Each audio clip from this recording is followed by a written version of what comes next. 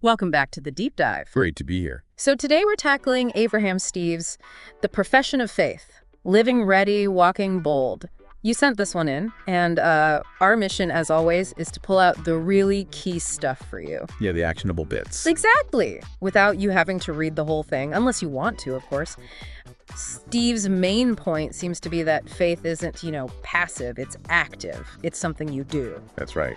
He wants us to live boldly. So let's dive in and see what we can pull out to help move from maybe feeling a bit stuck to living with more purpose. Sounds good.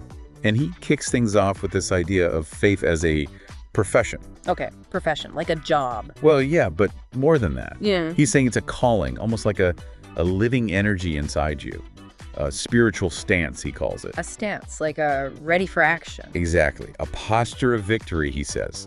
It's the complete opposite of just, passively believing something in your head. So less theory, more practice. Less thinking, more living. Precisely. And Steve really hammers this point. Faith is like a skill. You have to learn it, exercise it, maybe even master it like a craft. Like learning an instrument or something. Kind of, yeah. It needs daily effort, a daily duty, he even says. It's not just a Sunday thing. Okay, I see. So the big takeaway there is shifting from just having faith to actively practicing it day in, day out. That's the core idea. It's something you do. Right. Okay, so if faith is this active thing, how does it help when life gets tough, when fear creeps in? Steve talks a lot about that, doesn't he? He does, and his perspective is pretty interesting. He suggests that fear, overwhelming fear, isn't just a random emotion. What is it then? He frames it almost as a tactic. A way Satan, he says, tries to pull your attention away from God, to paralyze you so you don't act. Wow. Okay, so fear not, that command you see everywhere in the Bible. It's not just encouragement, according to Steve. It's like spiritual warfare strategy. So courage isn't about not feeling fear at all? No, not necessarily. It's about refusing to yield to it, making that conscious choice to act anyway, despite the feeling. That resonates. We all have those moments where we feel stuck, intimidated. And Steve's saying, look, actively engaging your faith, that profession, is your counter strategy. It's how you break free from that paralysis. That's a really practical way to think about it. Now, he also brings up David, Caleb, and Gideon. What's the connection there? Why those guys? Right. He uses them as examples, powerful ones, to show that God is actually looking for people. He can demonstrate his strength through. Looking for people. Yeah. And the Spirit, the same power that emboldened them, David facing Goliath, Gideon with his tiny army. Caleb standing firm about the promised land. Exactly. Steve argues that same Spirit is available to us today. It's not just some old story. So it's more than just, wow, what great heroes. Much more. He talks about having a different spirit. That means seeing things from God's viewpoint, having this holy defiance against the odds, and tapping into a strength that's beyond just human ability. Okay, give me an example again, like Gideon. Think about it. Gideon wins with 300 men against a massive army. That's not strategy. That's divine power working through someone willing. Quality over quantity. Right, and David. The classic underdog, facing a giant with just a sling and faith. Then you have those 4 lepers, total outcasts, who end up saving a city. Or Abraham chasing down kings. Okay, so Steve's point is? His point is that you, the listener, can identify with these figures. When you face your own giants, whatever they are, you have access to that same spirit. Focus on God's power in you, not your own limitations. That shifts the focus completely. Yeah. Okay, that leads nicely into something else. He emphasizes the power of our words. How does that connect? This is huge for Steve. He quotes that famous verse, faith is the substance of things hoped for, the evidence of things not seen. And he interprets that as, like, through faith-filled words, we can actually print from the invisible. We speak potential into reality. Whoa, okay, print from the invisible. So what we say matters a lot.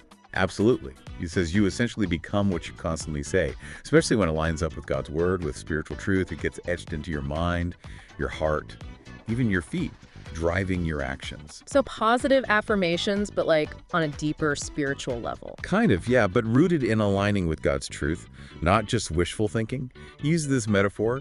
Every word is a doorway. It shapes the reality you step into. That makes you pause and think, doesn't it?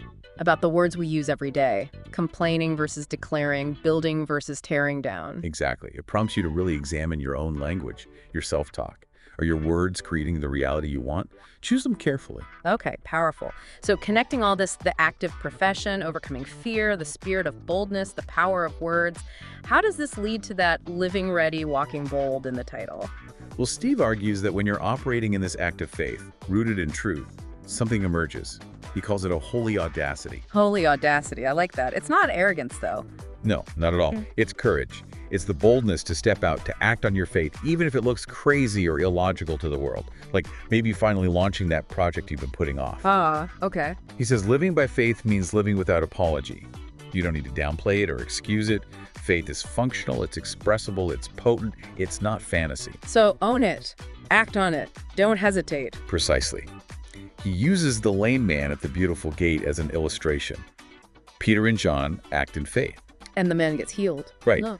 But he doesn't just get up slowly. Uh, The Bible says he was leaping and walking and praising God. It's this full, vibrant, outward expression of the inner transformation. That's faith in action. that's a vivid picture. Okay, he also talks about dominion in the morning. What's that about? Starting the day right? Yeah, basically.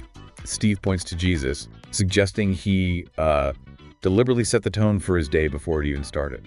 Praying early, connecting with the Father. So don't just stumble into the day unprepared. Exactly. Don't go into the day unarmed or unaccounted for, Steve says. Yeah. Preparation, in this context, is proof you actually expect God to work. It shows faith. So it's proactive, not reactive. Setting the agenda spiritually. You got it. Conquer the morning to win the day is the idea. Intentionally connect with God. Set your mind right first thing. He even mentions like a 60-second power boost strategy for leaders. Oh, really? Yeah, just showing that even small intentional acts first thing can make a big difference to your whole day. It's a very practical takeaway for anyone's routine. I like that. Very actionable. Now, things get really interesting when he talks about the economics of faith. What does he mean by that? Yeah, this is where he kind of flips the script on how we think about resources, money, provision. Okay. He suggests that people of faith operate under a different system. Not the world's economy of scarcity, but God's economy. Which is based on? Well, he says faith itself acts like currency in this economy. Sacrifice is like the transaction. And obedience is what gives you access to God's abundance. Wow.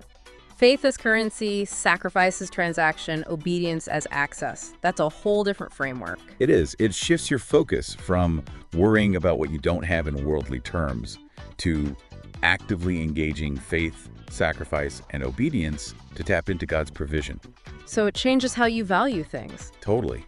He stresses wisdom, preparing for tomorrow today, valuing time, chance, readiness.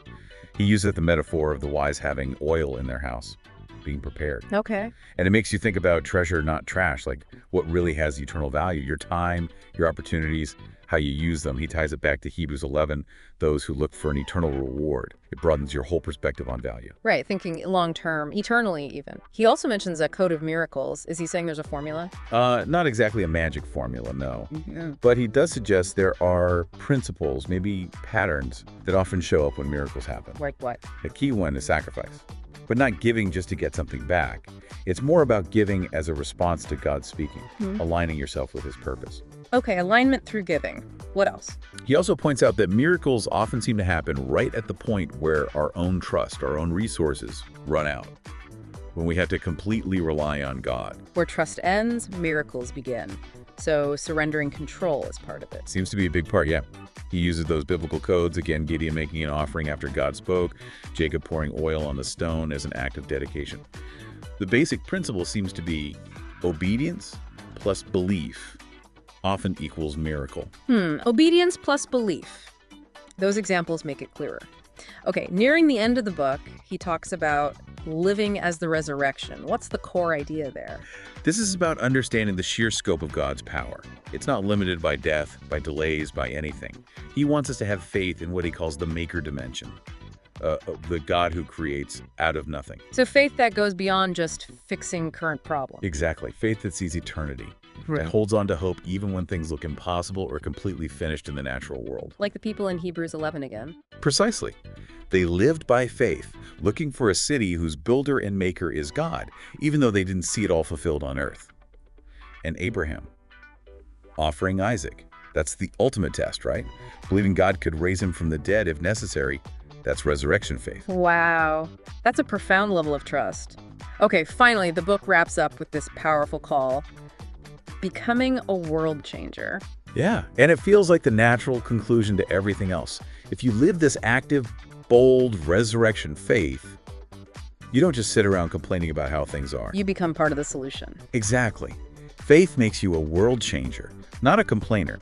He reassures the reader that fear can't hold back someone who truly believes and acts on it. So it's not about passively accepting the status quo. Not at all, according to Steve. Faith is seeing the impossible through God's eyes and then stepping out in obedience to do something about it. He brings it right back to those figures, be the Gideon, the David, the Abraham of your generation. Use that same spirit to make a difference where you are. That's the call. Man, this has been a really rich, deep dive. Abraham Steve's message is incredibly challenging, isn't it? Definitely. It's a clear call away from passive belief towards this really active, bold, engaged life of faith. Using spiritual principles, using your words, trusting God's economy, all to overcome fear and live purposefully. Yeah, it's about realizing faith isn't just tucked away inside. It's meant to be lived out, expressed, functional, potent. So for everyone listening, maybe take a second. Which of these ideas really hit home for you? Was it the profession aspect, the holy audacity, the dominion in the morning? How could you take just one of those insights and actually do something with it this week? Apply it to a challenge you're facing. And maybe ask yourself this: what giant, what fear, what obstacle, what limiting belief needs you to confront it with this active, profession-like faith we've been talking about? What's just one small step, maybe even just a change in your self-talk for your morning routine that you can take now to move from theory into practice? That's a great question to sit with. And hey, if this sparked something, definitely check out Abraham Steve's book, The Profession of Faith, or look up some of those Bible stories we mentioned. For sure. Thanks so much for joining us on the deep dive today. We really hope this exploration helps you make sense of this material in a way that's useful for you. Absolutely. We'll be back soon with another deep dive, digging into the information that matters to you.